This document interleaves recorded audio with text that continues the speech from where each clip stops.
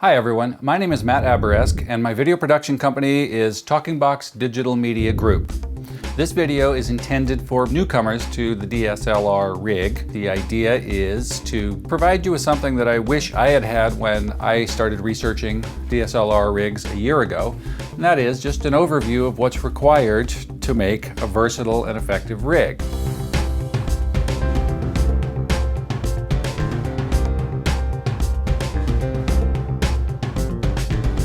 Shooting video with DSLRs is the latest craze. I love it and I think it looks incredible.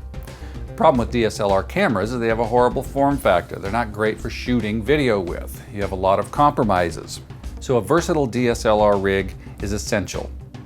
You should be able to quickly and easily configure it to whatever your shooting needs are. If you need even a lighter rig for shooting on a jib, or a Steadicam, you should be able to pull these handles off, pull the shoulder pad off, pull off any hardware that you don't need for that particular use. And you should be able to do it easily. Some hardware is made for this, some hardware seems like they didn't think about it so well.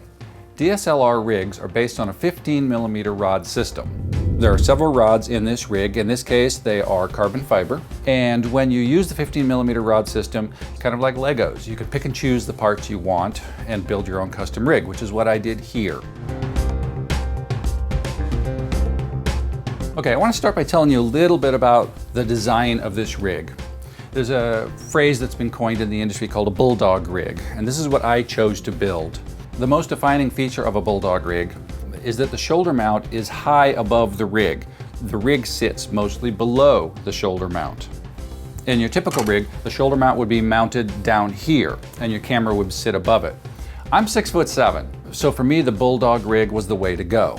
Having the camera below the shoulder lets you bring the camera closer to your body, gives you a better position for holding the rig steady, and brings the camera down to eye level with your average person. That's where you want to shoot. You don't want to shoot above somebody looking down. It makes everything look like a cheap snapshot. You want to shoot at eye level and be involved with the person that you're shooting. So having a BullDog rig, unless you're very short, satisfies both the balance issues of the rig as well as compositionally helps you to shoot at eye level with people around you. Now, the most important part of the 15mm rod system is called the baseplate. Baseplate is here. Baseplate is what the camera is mounted to. It supports the camera. Not only that, it supports the entire rig. So the weight of this rig, which actually adds up to quite a bit, is all connected to this baseplate. The baseplate is connected to the tripod or the jib or whatever support system you have. Don't skimp on a cheaper baseplate. You need a good one. Okay, so just above the base plate is the follow focus. The follow focus is a beautiful thing. It connects to the focus ring on your DSLR lens and allows you to smoothly keep your subject in focus. One of the things people like about DSLRs is the depth of field. You can throw the background out of focus and it looks beautiful, very cinematic.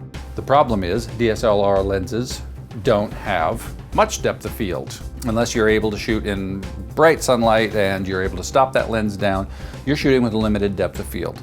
So a follow focus becomes essential for helping you maintain proper focus. Just ahead of the follow focus is what's called the matte box. Matte box is very important for a couple of reasons. One is it further assists you on blocking sun.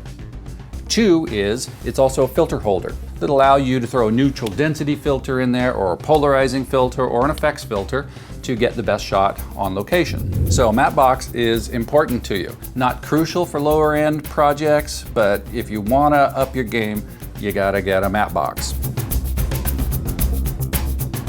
This is an ungainly structure. It is difficult to maneuver. Without handles, you're screwed. You gotta get a good set of handles. The handles that I use, rock solid. I could lift the entire rig off of this tripod by these handles. Even though the weight is all over the place, these handles will hold it. One thing that surprises me when you see promotional photos of different manufacturers making these rigs is you always see the guy with the camera on his shoulder and his arms are extended way out to here to the handles. Huge mistake. If you ever tried to hold weight out here, you drop soon. So these handles swing back toward me. They allow me to have the rig on my shoulder, have my elbows at my side, and have the handles right here. I'm in a position of strength the entire time I'm shooting, and that's really important, especially as you get a longer day. Okay, so after looking at the base plate, the follow focus, matte box, and the handles, now we're gonna move up top onto the rig. This rig has what's called a cage on it. It's a piece that connects the bottom rods to the top rods. What this allows me to do is mount the accessories that are essential to your production on the top of the rig, and it gives me an information center when I'm shooting. So let's take a look at these components. Monitor with DSLR shooting, essential. I would say no less than a 7-inch monitor. If you get only a 5-inch monitor or a 4-inch monitor, you want to be sure to get one that has a loop on it. The next thing on top of the rig is audio. I have a Tascam DR60 audio recorder that connects to my wireless Sennheiser receiver. Gets great audio. I'm recording with it right now. The nice thing about the DR60 is it also has a lead that goes into the camera. So you not only get great audio on the Tascam, but you also get much higher quality audio directly to the camera. Way better than using the camera's built-in mic. That comes in handy when you're trying to sync the audio to video later on in post. We have a third handle. Every time you want to move this rig someplace, you're doing it with this handle. There are no other great places to hold this thing. So if you want to put it on a tripod, you want to put it on your jib, you want to just take it off the tripod, you want to carry it from place to place, this is the handle you go to. And finally on the rig, we have what's called the shoulder support. Pretty obvious what this is going to be for. I chose a land part. It's a very nice product, reasonably priced. Some of the shoulder supports out there are up to $1,000, which is just ridiculous. You don't need a $1,000 shoulder support. Okay, so that about sums it up for my camera rig. Hopefully I've been able to give you enough information that you understand a little bit more about what's going on, can make a little bit more informed decisions, or at least do a little better research. In the next video I'm going to produce, we'll go in depth about each one of these components, why I chose them, and some lessons I learned along the way. I hope you enjoyed the video. Please be sure to click the like button down below, and I look forward to seeing you again. Thank you.